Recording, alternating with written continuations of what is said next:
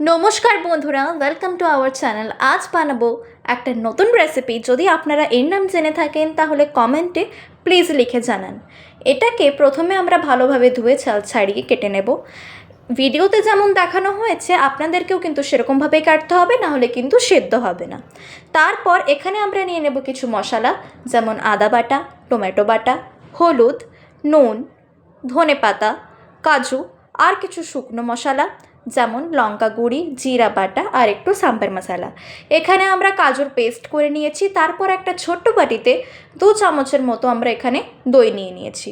তারপর এখানে আমরা নিয়েছি একটা প্যান, আর প্যানে দিয়ে দিয়েছি ওই সার আর হলুদ গুঁড়ি, তার সাথে নুন আর তার সাথে একটু জল দিয়ে এটাকে ভালোভাবে আমরা আগে সেদ্ধ করে নেব। যতক্ষণ সেদ্ধ হচ্ছে ততক্ষণ আমরা একটা অন্য কিছু বানাই।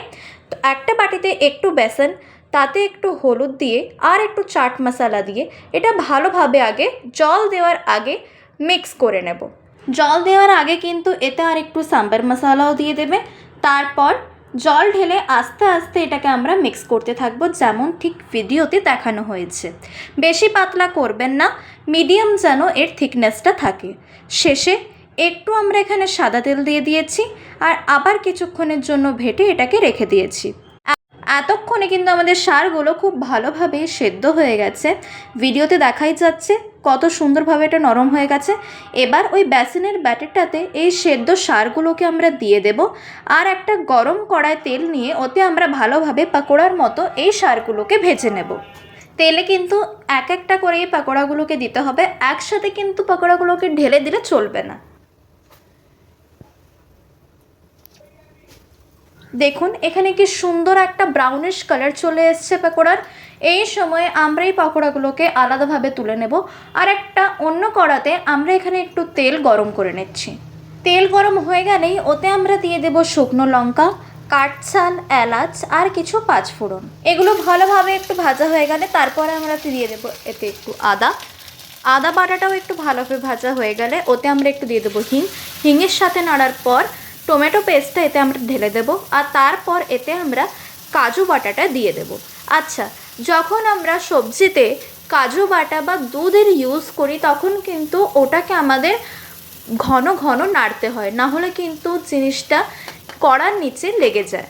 তাই এই পুরো সবজিটাই কিন্তু আমরা ঘন ঘন নাড়তে থাকবো, একটা সময়ের জন্য কিন্তু স্টপ করব না।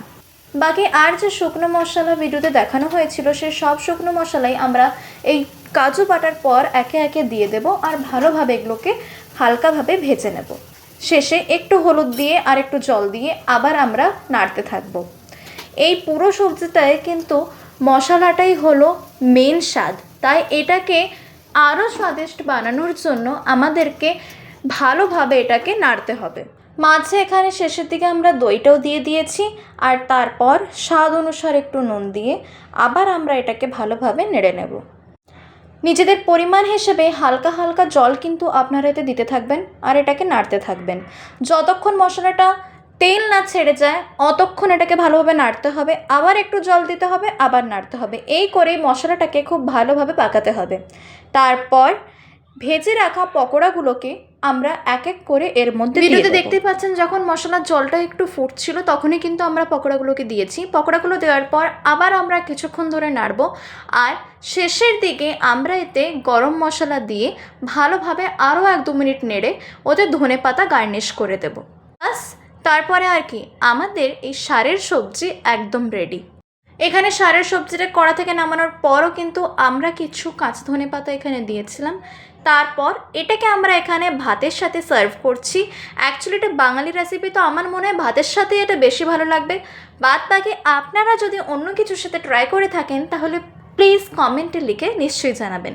আমাদের চ্যানেলকে লাইক সাবস্ক্রাইব করুন আর এমনভাবে আমাদেরকে সাপোর্ট করতে থাকুন।